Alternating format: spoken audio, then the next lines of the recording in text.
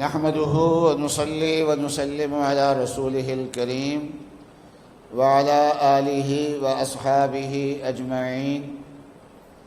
اللهم صل على سيدنا ومولانا محمد وعلى آل سيدنا ومولانا محمد وبارك وسلم صلاة وسلاما كثيرا كثيرا. أما بعد فأعوذ بالله من الشيطان الرجيم. بسم الله الرحمن الرحيم. ربنا واجعلنا مسلمين لك ومن ذريتنا أمة مسلمة لك وأرنا مناسكنا وتب علينا إنك أنت التواب الرحيم. صدق الله العظيم وصدق رسوله النبي الكريم. جناب حضرت مفتی محمد اصغر صاحب اور مہمان مکرم حضرت مولانا زاہد الراشدی صاحب، شیخ الحدیث حضرت مولانا محمد زاہد صاحب اور معزز حاضرین، السلام علیکم ورحمۃ اللہ وبرکاتہ. آج خوشی کے موقع پہ یہاں جمع ہونے کا موقع ملا ہے. ایک تو یہ ہے کہ آپ نے 30 روزہ سیرت النبی پروگرام میں شرکت کی ہے اور جس کو ذوق و شوق کے ساتھ اور اہتمام کے ساتھ حضرت مولانا اصغر صاحب نے پڑھایا ہے.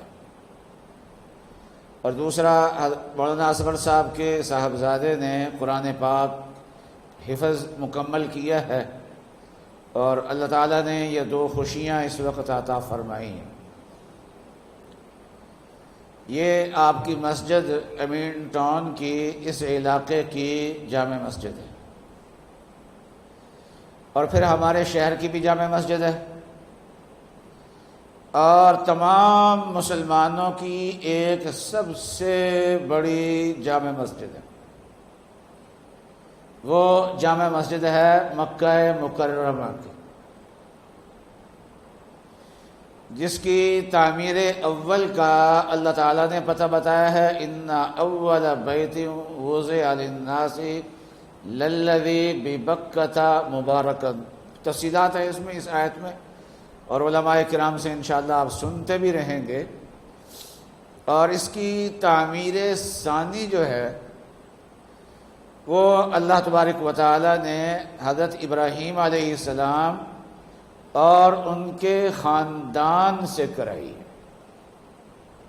یہ جو دینی خدمات کرنے والے علماء کرام ہیں، یہ جو خدمات انجام دے رہے ہیں، یہ بڑے علماء کرام تو ہمیں نظر آ رہے ہیں، لیکن ان کے پیچھے، ان کے ساتھ ان کے گھرانے کی بھی قربانیاں ہوتی ہیں.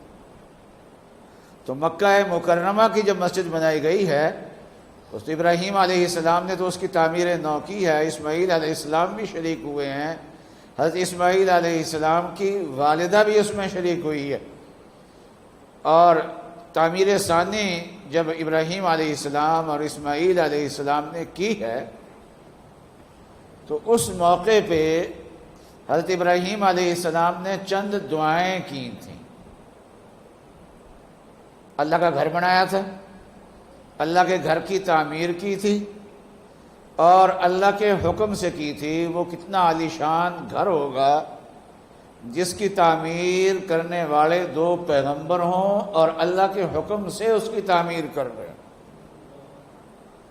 اور اس تعمیر کے موقع پہ اس مسجد کی آبادی کے لیے حضرت ابراہیم علیہ السلام نے اور اسماعیل علیہ السلام نے دونوں نے یہاں پر دعائیں کی ہیں. ایک دعا تو یہ کی ہے کہ ربنا تقبل منا انک انت السمیع العلیم. اے اللہ، آپ ہمارے اس عمل کو قبول فرما لیجئے.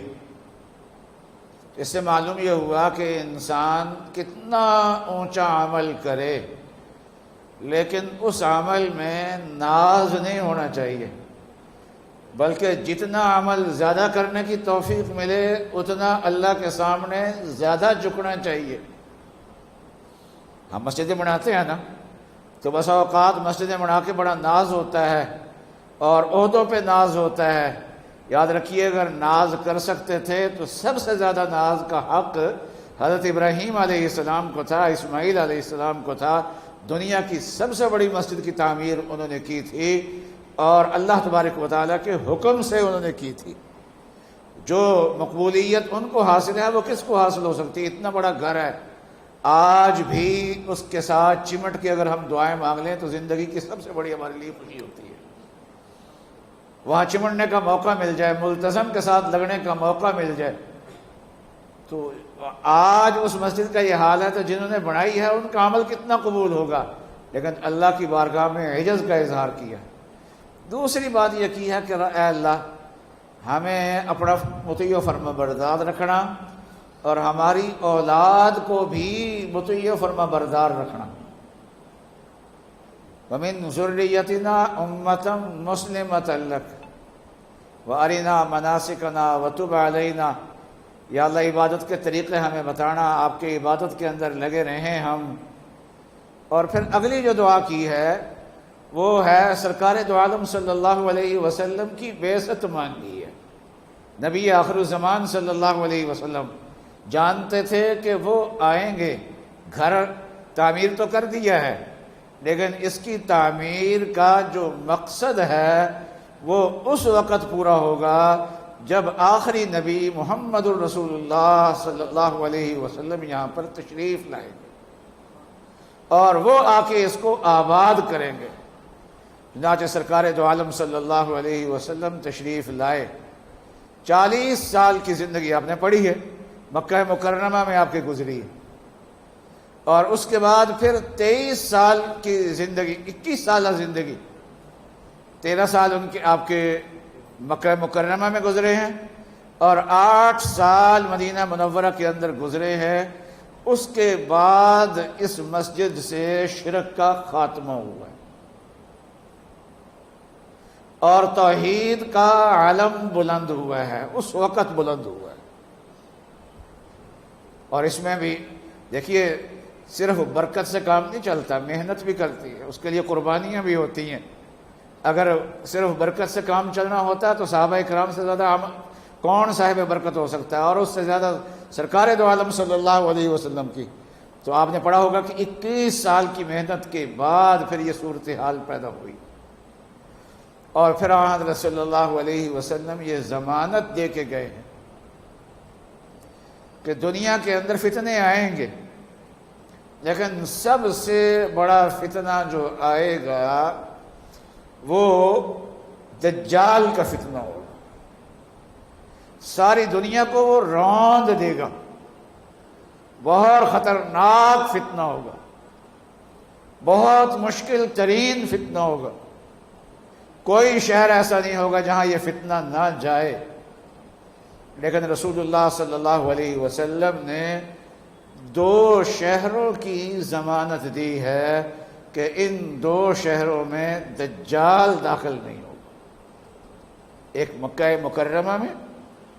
پھر ایسا اقتدار قائم ہوا رسول اللہ صلی اللہ علیہ وسلم فتح مکہ کے موقع پہ کہ اس وقت سے لے کے آج تک وہاں پر مسلمانوں کا اقتدار ہے اور قیامت تک مسلمانوں کا اقتدار وہاں پر باقی رہے گا۔ ہاں اگر خون بہائیں گے تو مسلمان ہی ایک دوسرے کا بہاتے رہے، آئندہ بھی ہو سکتا ہے، لیکن یہ ہے کہ ہمیشہ یہ جگہ جو ہے، یہ 3 چیزوں جو ہیں ان کی حفاظت کی ذمہ داری اللہ نے لی ہوئی ہے۔ ایک قرآن پاک کی حفاظت کی ذمہ داری، ایک مکہ مکرمہ کی حفاظت کی ذمہ داری، ایک مدینہ طیبہ کی حفاظت کی ذمہ داری۔ بیت المقدس کی اللہ میاں نے ذمہ داری نہیں لی تھی، وہ ہم بھی سنبھال نہیں سکے اس کو، اور جس کی اللہ میاں نے ذمہ داری لی ہوئی ہے وہاں کمزور حکومت بھی ہے۔ تو لیکن یہ ہے کہ ہمیں اس بات کی تسلی ہے کہ مکہ مسلمانوں کے پاس رہے گا، اور وہاں سے جو ہدایت کا چشمہ پھوٹا ہے قیامت تک، وہاں سے جو پانی کا چشمہ ہے وہ ختم نہیں ہوگا، اور زمزم کا پانی ہے۔ اب سعودی عرب میں آپ جو گئے ہوں گے دوسرے شہروں میں بھی تو دیکھا ہوگا کہ بہت سارے لوگ جو دوسرے شہروں کے ہیں وہ مکے آتے جاتے زمزم لاتے رہتے ہیں، اور سعودی عرب میں اکثر گھروں میں زمزم پیا جاتا ہے پورے سعودیہ میں، اور وہ چشمہ نہیں ختم ہوا، اور جو ہدایت کا چشمہ وہاں سے پھوٹا ہے وہ قیامت تک انشاءاللہ جاری رہے گا. دجال کا فتنہ آئے گا لیکن مکے اور مدینے سے جو ہدایت کا چشمہ پھوٹا ہے وہ ختم نہیں ہوگا. تو رسول اللہ صلی اللہ علیہ وسلم نے دعا مانگی تھی ربنا وابعث فیہم رسولا، رسول مانگے، نبی اقدس صلی اللہ علیہ وسلم کی دعا مانگی. اور آپ آئیں گے تو کیا کام کریں گے؟ تو 4 کام بتائے ابراہیم علیہ السلام نے. قرآن پاک کی آیات کی تلاوت، اب قرآن پاک کا ختم بھی ہے، یتلو علیہم آیاتی، اور وَيُعَلِّمُهُمُ الْكِتَابَ، قرآن کا معنی بھی سکھائیں گے. آج لوگ جو ہے نا یہ 2 چیزوں پہ بڑی بحث کرتے ہیں. قرآن پاک کے الفاظ بچے یاد کر لیں تو کہتے ہیں جی الفاظ یاد کرنے کا کیا فائدہ ہے، اصل چیز تو معنی ہے. اور بعض لوگ معنی کو اتنی اہمیت دیتے ہیں کہ الفاظ کی اہمیت ختم کر دیتے ہیں، اور بعض لوگ الفاظ کو اتنی اہمیت دیتے ہیں کہ معنی کی اہمیت کو ختم کر دیتے ہیں. قرآن پاک سمجھنے کے لیے ہے، عمل کرنے کے لیے ہے، تدبر کرنے کے لیے ہے، لیکن اللہ تعالیٰ نے 2 کام برابر رکھے ہیں، یتلو علیہم آیاتی الفاظ، اور وَيُعَلِّمُهُمُ الْكِتَابَ اس کا معنی. اور تیسری چیز ہے حکمت. نبی اقدس صلی اللہ علیہ وسلم حکمت کی تعلیم دیں گے. حکمت نبی اقدس صلی اللہ علیہ وسلم کی سنت ہے، اور آپ کی سنت سے پھوٹنے والے جو اور چشمے ہیں، فقہ کا چشمہ ہے، اور یہ جتنے بھی دین کے چشمے ہیں یہ سارے حکمت کے ذیل میں آ جاتے ہیں. اور پھر نبی اقدس صلی اللہ علیہ وسلم صرف تعلیم کے لیے نہیں آئے، آپ کا منصب تربیت کا بھی ہے. اور آپ نے صحابہ کرام کی ایسی تربیت کی کہ اللہ کہتے ہیں میں راضی ہو گیا ہوں، میں خوش ہو گیا ہوں. اور اللہ کہتے ہیں میں نے ان کے دل کو بھی دیکھ لیا ہے، ان کے ظاہر کو بھی دیکھ لیا ہے، ان کی نمازوں کو بھی دیکھ لیا ہے، ان کے اخلاص کو بھی دیکھ لیا. دنیا کے اندر مشائخ بڑے آئیں گے، معلم بڑے ہوں گے، لیکن کوئی معلم ایسا نہیں جس کے شاگرد 100% کامیاب ہو، اس کی تعلیم 100% کامیاب ہو، سارے شاگرد اس کے کمال کے ہوں. اور کوئی شیخ ایسا نہیں جس کے مرید سارے اونچے درجے کے ہوں اور صاحب نسبت ہوں اور سارے اولیاء اللہ ہوں. یہ دنیا کے اندر ایک معلم ایسے ہیں کہ جن کے جتنے بھی شاگرد ہیں وہ سارے کامیاب ہیں، اور جتنے تربیت کے اعتبار سے بھی عالی شان مقام پہ ہیں. وہ ایمان میں بھی اونچے، صرف ایمان نہیں، ایمان مزین ہے دل میں، تقوی میں بھی اونچے، ساری چیزوں میں اونچے. تو یہ نبی اقدس صلی اللہ علیہ وسلم کے مقاصد بعثت ہے. میں لمبی بات نہیں کرنا چاہتا، آپ بھی زیادہ دیر بات نہیں، شاید تحمل نہ ہو. اور پھر اس کے بعد میں دیکھا کہ باہر کھانے کے برتن بھی لگے ہوئے ہیں، تو ایسی حالت میں لمبی بات کرنی بھی نہیں چاہیے، زیادہ اختصار کے ساتھ بات کرنی چاہیے. تو بہرحال یہ ہماری جو سب سے بڑی جامع مسجد ہے مسلمانوں کی، وہ مکہ مکرمہ. بات یہاں سے میں نے شروع کی تھی، وہ آگے نکل گئی. تو ابراہیم علیہ السلام نے اس کو آباد کرنے کے لیے یہ نہیں فرمایا کہ اس کا پلستر کا انتظام ہو جائے، اس کے رنگ روغن کا انتظام ہو جائے. ابراہیم علیہ السلام نے جو بنائی تھی تو اس وقت تو بیت اللہ کی چھت بھی نہیں تھی، اور ایک عرصے تک اس کی چھت بھی نہیں رہی. اتنا سادہ تھا یہ بیت اللہ. اور یہ مسجد حرام تو بعد میں تعمیر ہوئی ہے، اور شاید ابراہیم علیہ السلام کے زمانے میں یہ مسجد حرام بھی نہیں ہوگی، یہ بیت اللہ شریف ہی تھا. اور اس کے اوپر کیا ہے، اور یہ جو موجودہ حالت میں ہے، اس پہ غلاف چڑھا ہوا ہے یہ، اور یہ جو شان و شوکت ہے اس زمانے میں نہیں تھی. لیکن اللہ تعالیٰ سے یہ چیزیں نہیں مانگی. اللہ سے مانگا ہے تو رسول مانگے. اور رسول اللہ صلی اللہ علیہ وسلم کے 4 کام مانگے ہیں کہ اے اللہ رسول آ جائیں اور 4 کام یہاں پر ہو جائیں. تو معلوم یہ ہوا کہ مسجد کی صحیح آبادی جو ہے وہ ان چیزوں سے ہوتی ہے. وہ قرآن پاک کی تعلیم سے ہے، الفاظ کی تعلیم سے ہے، معنی کی تعلیم سے ہے، سنت کی روشنی سے ہے. تو جس مسجد میں ایسا نائب رسول آ کے بیٹھ جائے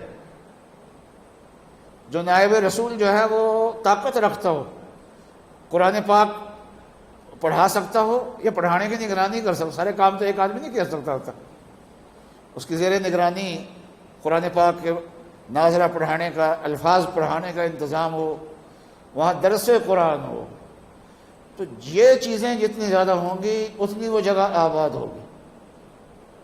لاہور میں شیرا والا باغ میں مسجد ہے جس میں امام حضرت لاہوری رحمۃ اللہ علیہ تشریف لائے، اور وہاں آ کے حضرت نے کیا کیا؟ قرآن پاک کا درس دیا تھا۔ تو وہ درس کو اللہ تبارک و تعالیٰ نے اتنی قبولیت عطا فرمائی کہ وہ مسجد کو جا کے، چھوٹی مسجد دیکھ کے اب بھی جا کے ہم حیران ہوتے ہیں کہ یہ چھوٹی سی مسجد ہے اور اللہ تبارک و تعالیٰ نے اس کا نور نہ جانے کہاں کہاں تک پھیلا دیا۔ تو مسجد کی جو آبادی ہوتی ہے وہ عالم سے ہوتی ہے، جس عالم میں کام کا جذبہ ہو۔ لیکن یاد رکھیے، کام جو آگے بڑھتا ہے نا تو صرف عالم سے نہیں بڑھتا۔ عالم نے اکیلے دین کا خانے بڑھ کے جنت میں نہیں جانا، آپ سب کو ساتھ لے کے جانا ہے۔ ایک عالم جائے گا نا، اس کے ساتھ بہت سارے غیر علماء جو ہوں گے لیکن اس کے ساتھ جائیں گے، وہ بھی جنت میں جائیں گے۔ وہ کیا ہو، کسی نے اس کو کمرہ بنا کے دیا، کسی نے اور یہاں تو آپ کی مسجد بنی ہوئی ہے، سب کچھ بنا ہوا ہے۔ یہ جو پروگرام ہوئے ہیں آج اس کا اختتام نہیں بلکہ آج اس کا افتتاح ہے، اور اس پروگرام کو چلانا اور لوگوں کو متوجہ کرنا اور اپنی نسل کی فکر کرنا، فکر کر کے ان کو یہاں پر لے کے آنا، یہ مولانا اصغر صاحب کا کام نہیں، ہم سب کا کام ہے۔ میرا بھی کام ہے، آپ کا بھی کام ہے۔ ابراہیم علیہ السلام نے بھی یہ دعا کی تھی کہ یا اللہ میری اولاد کو بھی مسلمان رکھنا۔ تو ہم اگر چاہتے ہیں کہ ہماری اولاد بھی مسلمان رہے تو اس کو مسجد کے ساتھ جوڑیے۔ ناظرہ قرآن آپ ممکن ہے قاری صاحب گھر میں آ کے پڑھا جاتے ہوں، لیکن جو بچہ مسجد میں آ کے پڑھتا ہے اس کی برکات ہی الگ ہوتی ہے۔ کیا ہوتا ہے، قرآن پورا آئے یا نہ آئے لیکن ایمان اس کے دماغ میں بیٹھ جائے گا، دل میں بیٹھ جائے گا۔ حضرت مولانا رفیع عثمانی، میں وہ ان کی بات سنا کے بات کو ختم کرتا ہوں۔ حضرت مولانا رفیع عثمانی دامت برکاتہم فرمانے لگے کہ یہ چونکہ پاکستان کا شروع میں دارالحکومت کراچی تھا، حضرت مفتی شفیع صاحب رحمۃ اللہ علیہ بھی کراچی میں تھے اور آئے بھی یہاں پاکستان کا آئین اور ان چیزوں کو میں حکومت کا تعاون کرنے کے لیے ہجرت کر کے یہاں پر تشریف لائے تھے، تو حکومتی ایوانوں میں آنا جانا رہتا تھا۔ تو حضرت رفیع صاحب فرما رہے تھے کہ حضرت مفتی صاحب نے فرمایا کہ کچھ لوگ تو ایسے ہمیں نظر آئے حکومتی ایوانوں میں کہ ان میں دین کی بات قبول کرنے کی صلاحیت اس طرح سے نہیں ہے، بالکل بس۔ اور کچھ لوگ ایسے ہیں کہ ہیں تو داڑھی منڈے ہے اور انگریزی لباس پہنا ہوا ہے لیکن دین کی قدر ان کے دل میں ہے۔